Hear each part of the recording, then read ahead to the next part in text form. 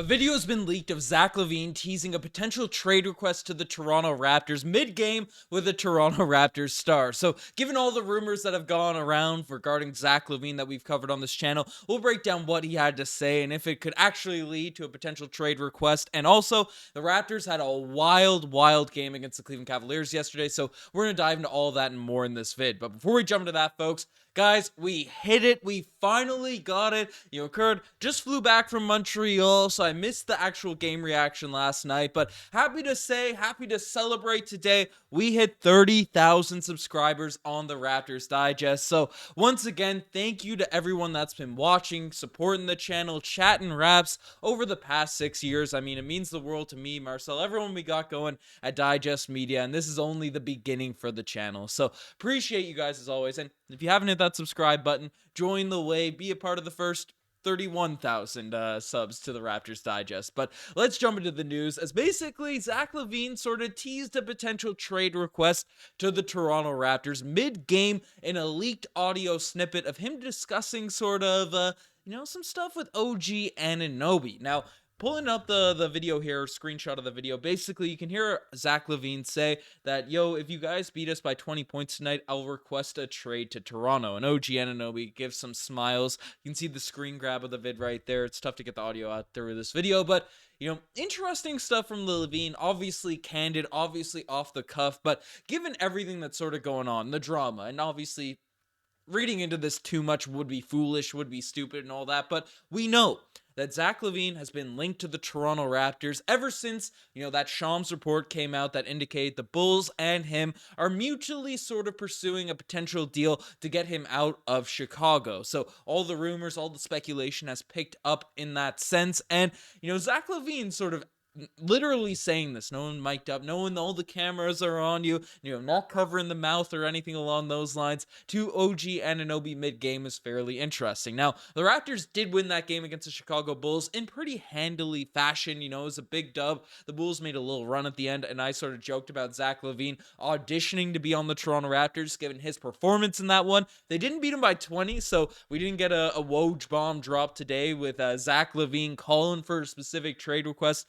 to the Toronto Raptors. But once again, OG Anunoby sort of being in the mix, being in the jokes, being in the memes of potential star trade discussions. I mean, we heard, his talks with Damian Lillard a few weeks ago when all that Dame drama before he ended up getting dealt to the Bucks. OG called Damian Lillard and said to him, "Hey, Dame, welcome to Toronto," teasing that a potential trade ended up going down. Obviously, it didn't happen. Dame sort of revealed that on one of those preseason interviews and things along those lines. But people seem to open up to OG Anunoby, and it could be a part of the reason Masai Ujiri's unwilling to sort of part ways with him. He's a particular draw on the court because he's a perfect player to play with. If you're a star guy, OG handles the defense. He spaces the floor. He's a good vibe in the locker room. So I like OG being there in the mix. But if the Raptors were to acquire Zach LaVine, I mean, looking at his stats, looking at who he is sort of as a player, Zach LaVine, 28 years old, so still really in the prime of his career, just entering it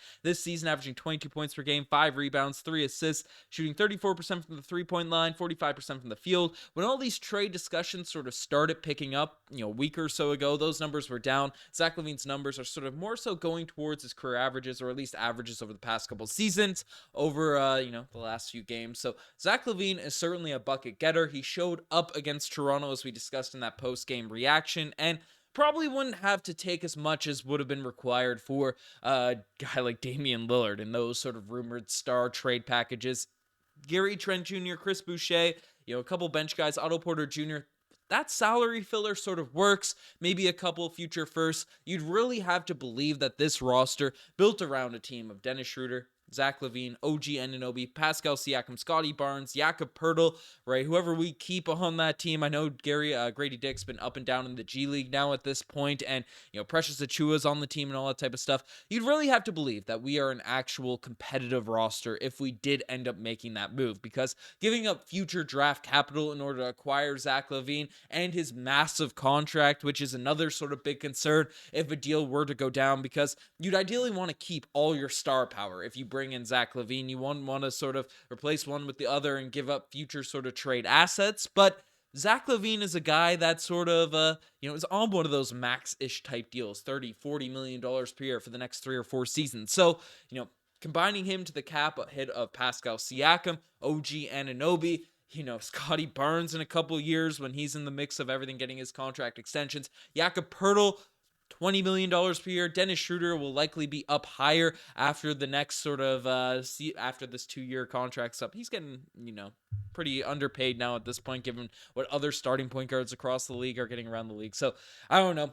Interesting, serious risk if you do bring in Zach LaVine, but if you request a trade to your squad, if he's being candid with your players, maybe Masai Ujiri takes that swing finally for a different star player. Even if personally, I don't think it's the right move for this team.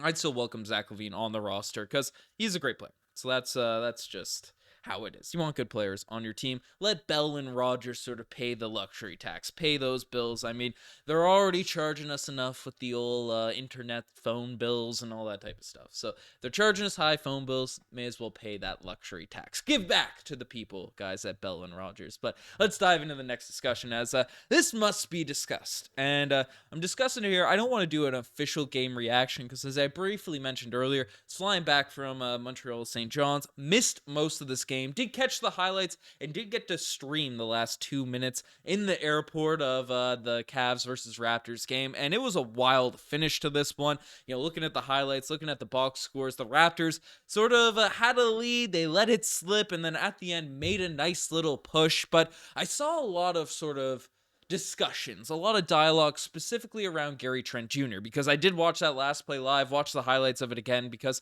he ended up obviously not having the ball in his hands for the game-winning shot and stepped out of bounds. He was guarded by Jared Allen. Personally, I just wanted to say Gary Trent Jr. was not at fault during that play. It looked like just how the play was ran. The Cavs did a really good job at sort of reading the screens that were set. And I don't want to blame Darko Rajakovic either because he drew up a really smooth play the possession prior, which utilized the entire full court space, allowed Scotty Barnes to drive full, had an open Schroeder in the corner, and, if Max Strus didn't help on Scotty, would have been an open layup, so he helped, and then Schroeder ended up getting a completely open corner 3. No one was there for the drop side, so that was a beautiful play drawn up by Darko Rajakovic. The second one, the screens didn't hit. I don't know if it was poor execution or if it was just straight up the play wasn't that great, but it ended up leading to Gary Trent Jr. in the corner with probably the toughest player in the NBA, or at least one of the toughest players in the NBA to shoot over, in Jared Allen guarding him. So I don't blame Gary Trent Jr. for stepping out of bounds, for hoisting up a bad shot at the end of the game.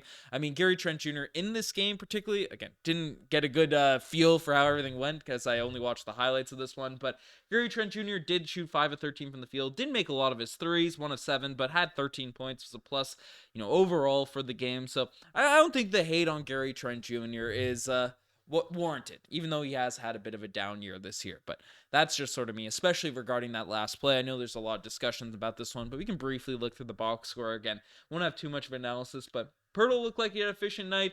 The Raptors, from everything we saw in the highlights and stuff, no one really dominated. No one really came out and set their tone, set the impact on the game, but tough one against the Caps. Those are the types of games that hurt a lot because you're in it, you're competing, and the Raptors have been looking a lot better since that game against the Orlando Magic. Now, we haven't been playing the upper echelon in the NBA. The Cleveland Cavaliers are also a squad that's around 500, right at our level now at this point. Should have been a game where we got the W, but we have a big test against the Brooklyn Nets tomorrow. Again, we want to stay at that 500 level until we really burst through the scene, break through, and then show that, we can make a push in that Eastern Conference. But let me know what you guys think about all this Toronto Raptors news. Again, I can't thank you guys enough for hitting that 30,000 subscriber mark. Lots of big things planned for the channel, so stay tuned. Hit that subscribe button if you guys haven't already. Anyways, I'm signing out. Cheers.